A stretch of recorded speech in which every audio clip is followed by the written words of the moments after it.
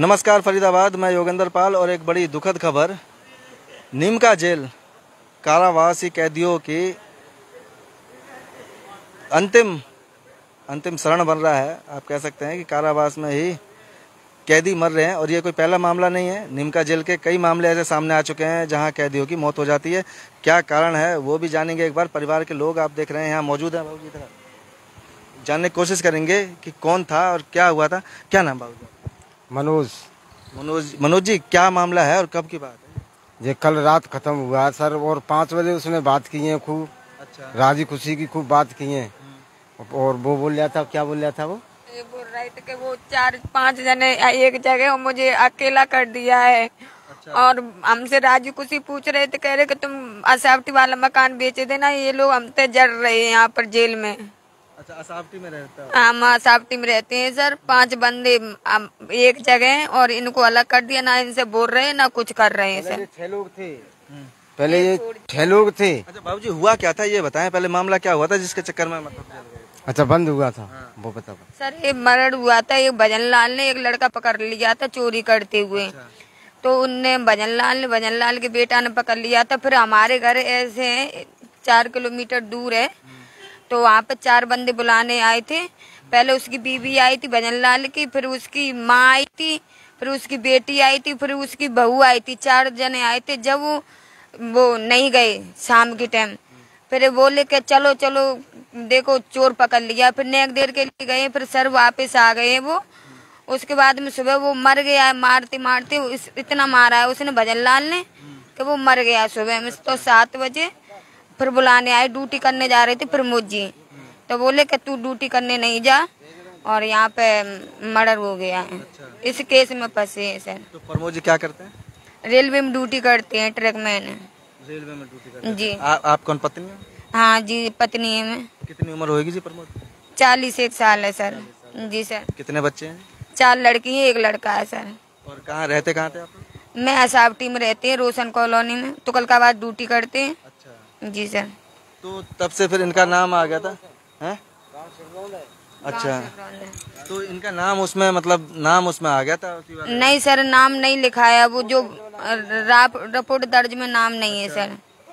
बेकसूर फंसाए हैं सर, जबरदस्ती फंसाए हैं। तो इसलिए ये जेल में थे। ये कब की बात है?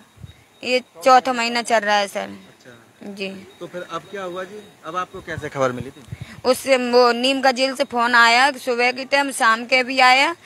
वो सुबह में 6 बजे आया कि प्रमोद जी से मिलो आके आप। तो हम राजस्थान में रह रहे थे, तो मैं इतनी जन्नी सर के कैसे आ जाए राजस्थान से।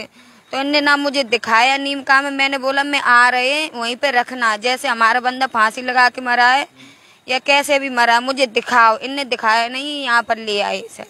अच्छा, दिखाया नहीं है। और ये इन्होंने बताया था कि ऐसे ऐसे प्रमोद की डेथ? नहीं, कुछ नहीं बताया सर। हाँ, आ जाओ सर। यही शाम को 5:30 सर, 5:30 बजे बात हुई है मुझसे। राजी खुशी बोली है, और वो जो और बंदे थे वो अलग हैं और इन्हें अलग कर दिया था सर। कल ही किया है सर, कल ही अलग किया है। राखी वो डोज करी थी जब से साथ में थे, और शाम को अलग कर दिया है सर। अच्छा, इससे पहले साथ में ही थे? साथ में ही थे, साथ में रहते थे 3 महीना से।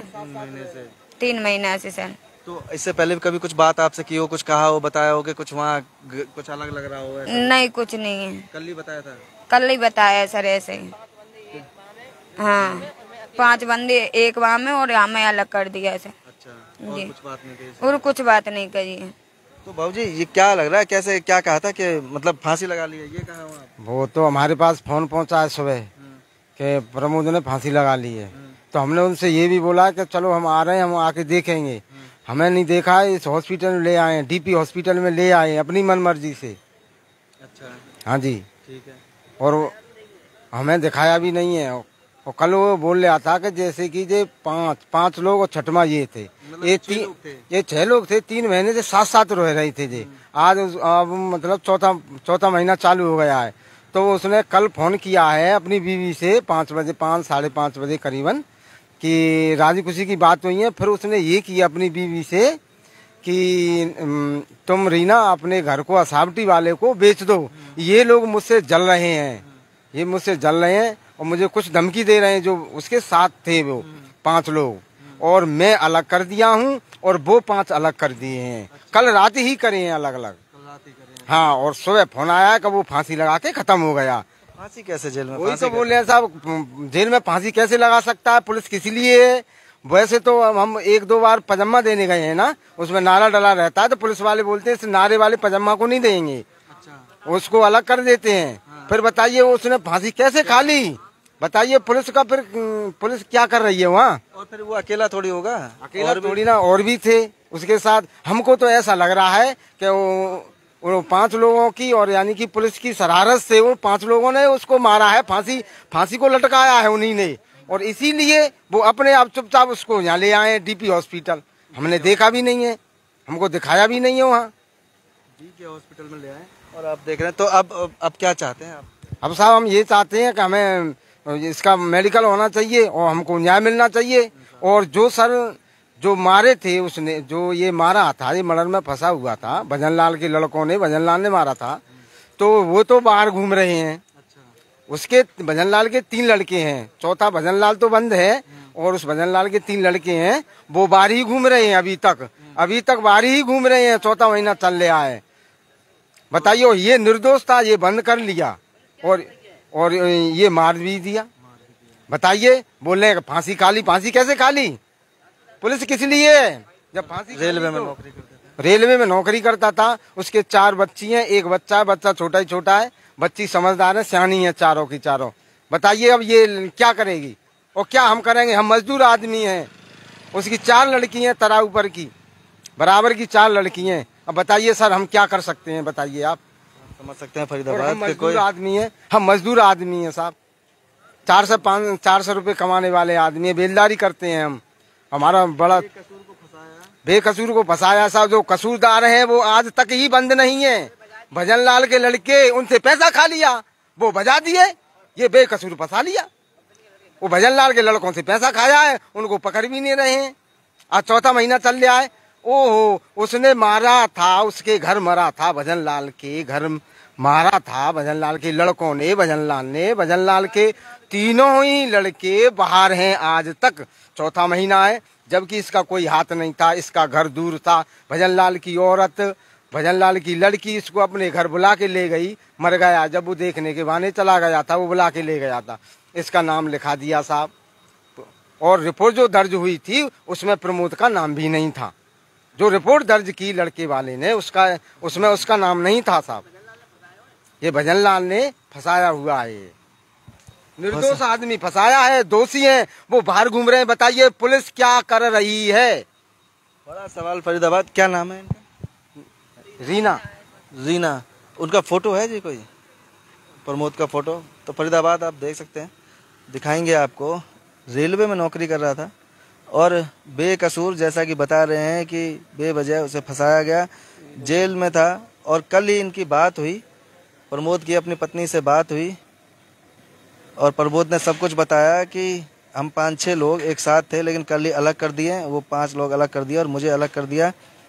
और फिर इनके पास खबर आती है कि रीना तू अपने घर को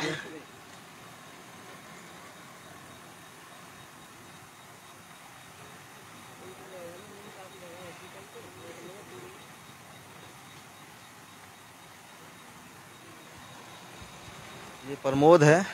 और फरीदाबाद नीमका जेल का ये पहला मामला नहीं है, कई केस ऐसे आ चुके हैं। आपने भी सुना कि नीमका जेल में कैदियों की मौत हो जाती है और लगातार ऐसे ही केस आते हैं, फिर बता दिया जाता है कि उन्हें फांसी लगा ली। बड़ा सवाल, परिवार जांच की मांग कर रहा है और कह रहा है कि इसमें निष्पक्ष रूप से जांच हो, पता लगे कि आखिर उसकी मौत कैसे हुई, किसने मारा। जो दोषी हैं उनको सज़ा मिलनी चाहिए, क्योंकि बेकसूर को जेल में पहुंचाया, उसके बाद उसकी मौत हो जाती है। 4 बच्चे हैं, ये उनकी पत्नी है। और आप देख सकते हैं फरीदाबाद मोर्चरी के बाहर ये लोग बैठे हुए हैं, पूरा परिवार बैठा हुआ है। और आप समझ रहे हैं कि किस तरह से जेल में ही कैदियों की जान चली जाती है। एक बड़ा सवाल, जेल में भी कैदी सुरक्षित नहीं है। तो फरीदाबाद देखते हैं अब इसमें क्या कार्रवाई होती है और क्या सामने आता है, वो भी आपको बताएंगे। जोड़ेंगे आपको शहर की अन्य महत्वपूर्ण खबरों के साथ। बहुत बहुत धन्यवाद।